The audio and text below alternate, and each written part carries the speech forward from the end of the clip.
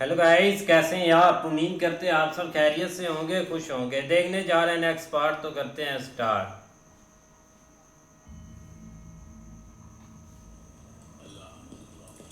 हम्म। हकीम साहब, सुल्तान की हालत कैसी है? अभी भी बेहोश है। तीर जहरीले थे, लेकिन अल्लाह का शुक्र है कि सांसें अभी भी चल रही हैं।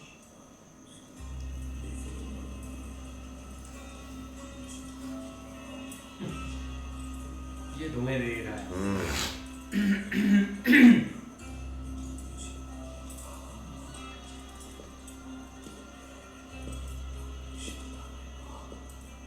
चाचा, हम आए हैं आपकी खैरियत पूछने।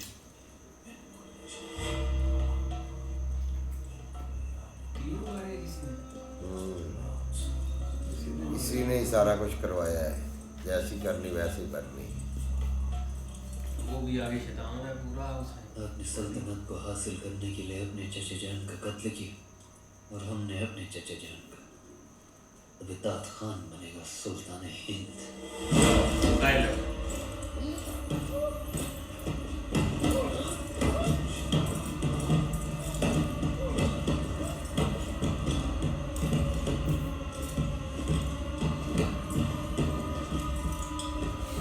जरूरत क्या थी इसको बताने की? पता तो है इसका।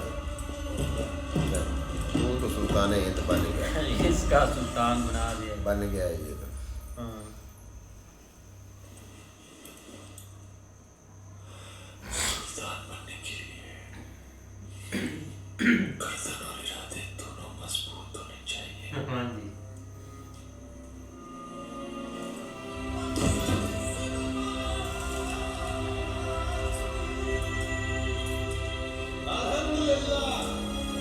सुल्तान का होश आ गया। अल्हम्दुलिल्लाह। सुल्तान पायदाबाद। सुल्तान पायदाबाद।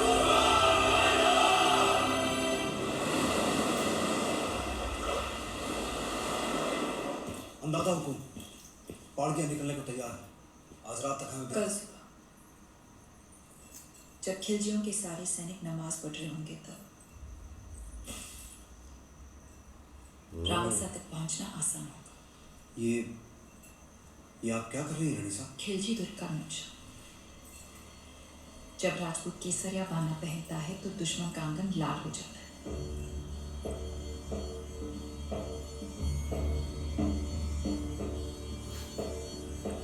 सुल्तान मुबारक हो। नबखूर जख्म संभाल।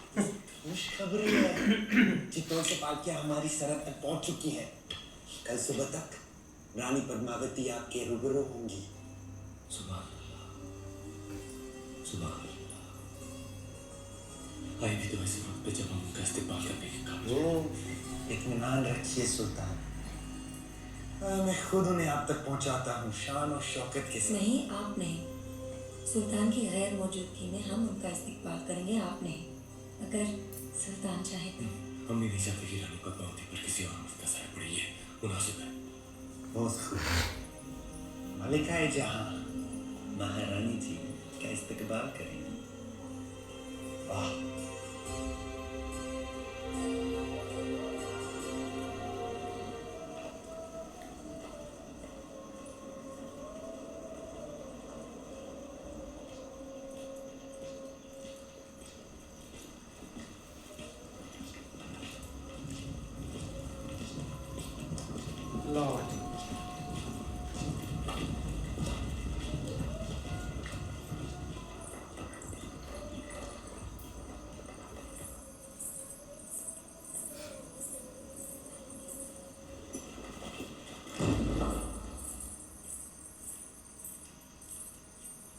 चित्तौड़ की रानी से कह दीजिए कि मलिकाए हिंद मेहरुनिसा उनके इस्तकबाल के लिए हाजिर है।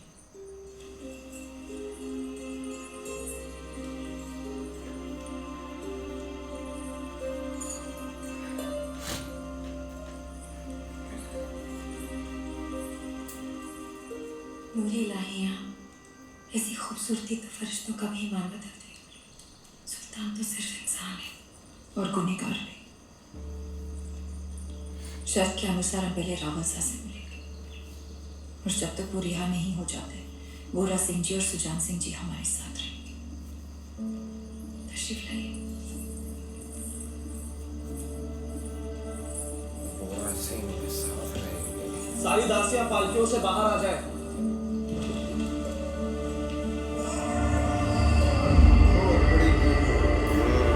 ये दिमाग के टाइम बात करेंगे भाई।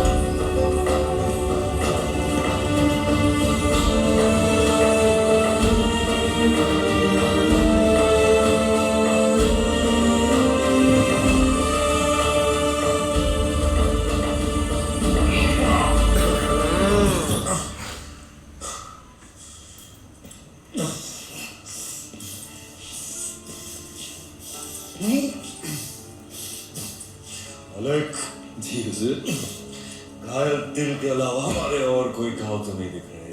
ना ख्याल रहे, जब रानी साहिबा महल में आए ना कोई सिपाही ना कोई पहरेदार। इत्मीनान रखिए हुजूर, आपकी तन्हाई बिल्कुल महफूज रहेगी।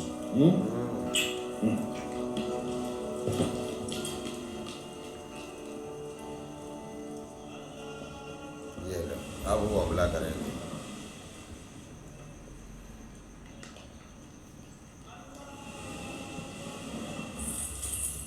मल्लिका साहिबा तस्लीम अर्ज करती है, ये हजूरिया।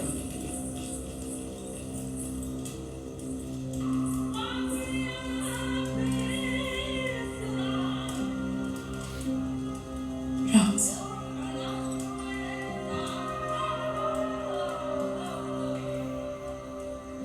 ये शत्रु के डर से मैं घुटने घुटने टेक दिया,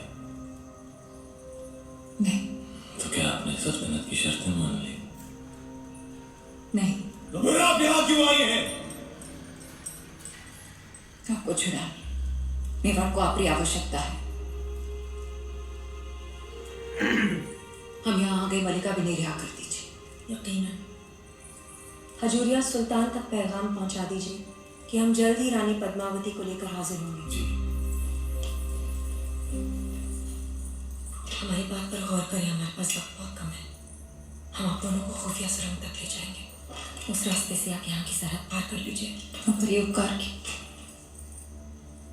हम ये एहसान आप बन्ने खुद पर कर रहे हैं। हम अपनी सुल्तान को इस गुनाह अज़ीम से बचा रहे हैं।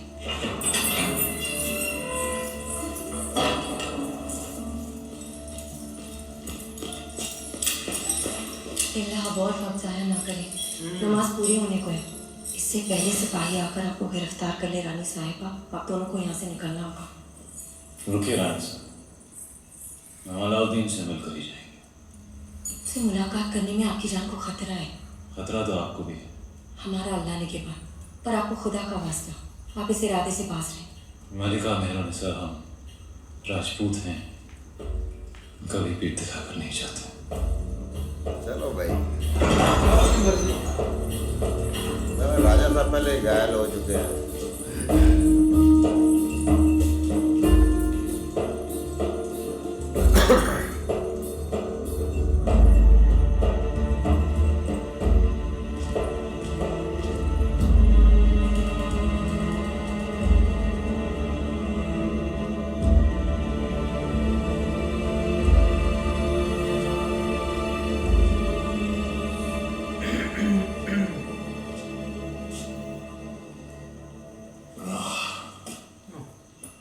राहुल रतन सिंह, तुम हमारे दरबार तक पहुंचे कैसे? कहा था हमने, चित्त और सुजान दी उठेगी उसे रोक नहीं पाएगा तू। बदनसीबी देखो, जब भी हम रानी पद्मावती से मिलने के ख्वाब देखते हैं तुम सामने आ जाते हो मनहूस, और बदनसीबी देखो तुम्हारी, आज तुम्हारी मेहमान नवाजी भी नहीं कर सकते। मेहमान नवाजी निभाने लायक तो था ही नहीं कभी, मैं दुश्मनी निभाने लायक भी नहीं। तुम तो लायक हो। लो आज फिर मौका है, उतारो हमारी गर्दन। आज अगर तुमने हमें जिंदा छोड़ दिया रतन से, खुदा कसम पछताओगे। किस्मत वाला है तू, तेरा दुश्मन एक राजपूत है।